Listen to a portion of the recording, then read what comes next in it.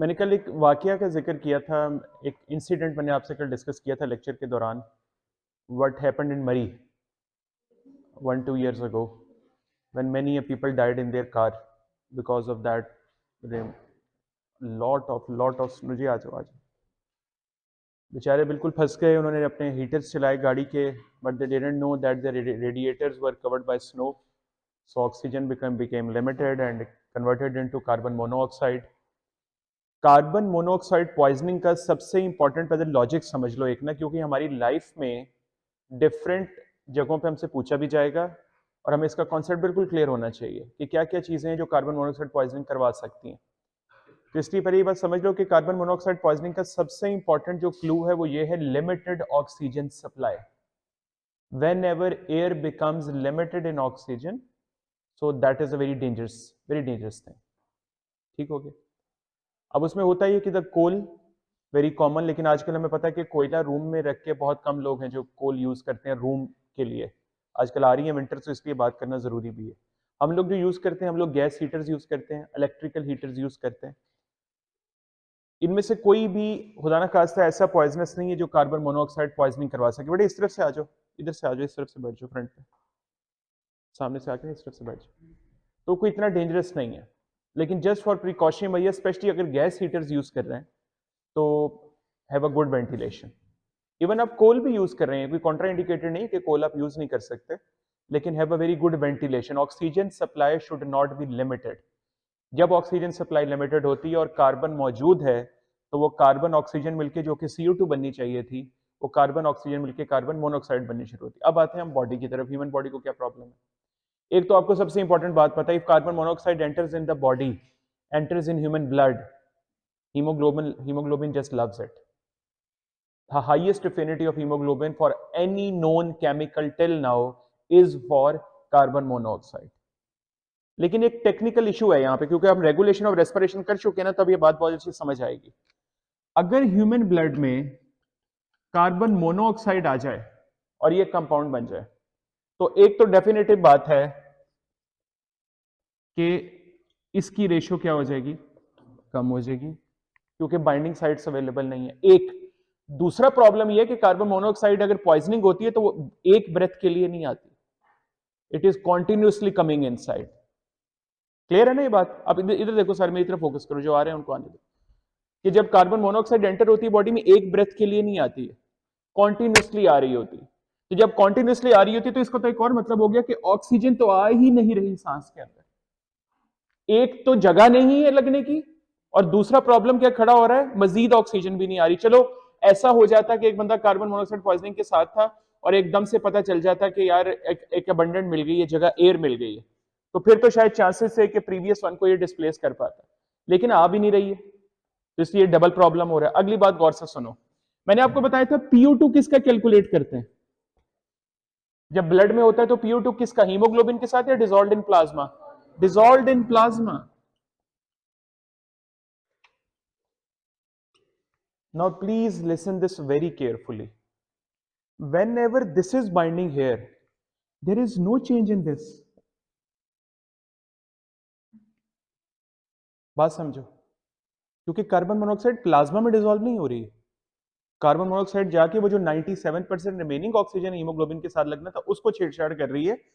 ये प्रॉब्लम नहीं आ रही है। अगर किसी बंदे को ये पॉइजनिंग है ना, आप उसका PO2 कैलकुलेट करो, आपको नॉर्मल मिलेगा।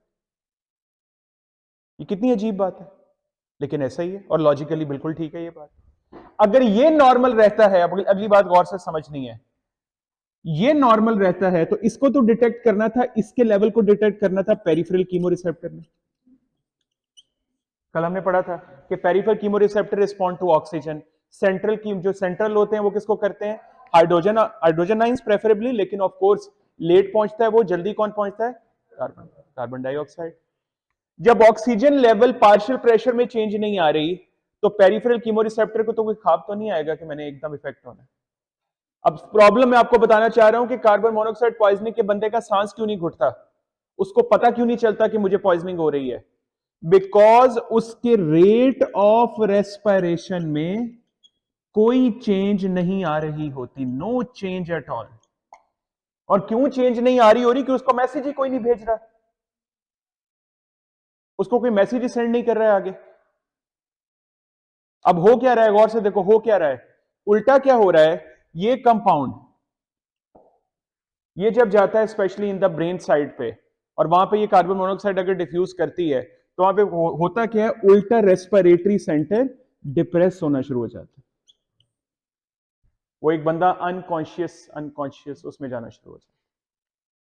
उसका रेस्पिरेटरी रेट जरा लो होता है, इतना लो नहीं एकदम कि बिल्कुल बंद हो जाए, प्लीज आते आते जाओ बैठते जाओ, लेकिन वो आहिस्ता आहिस्ता क्या होता है, डिप्रेस होना शुरू होता है। पहले बंदा अनकॉन्शियस होता है और उसके बाद उसका रेस्पिरेटरी रेट स्टार्टिंग। देखो एक बंदे की आंख तब खुलेगी अगर उसका सांस रुकना शुरू, उसका सांस बंद होना शुरू हो जाए। ऐसे बंदे को घुटन का एहसास ही नहीं होता है।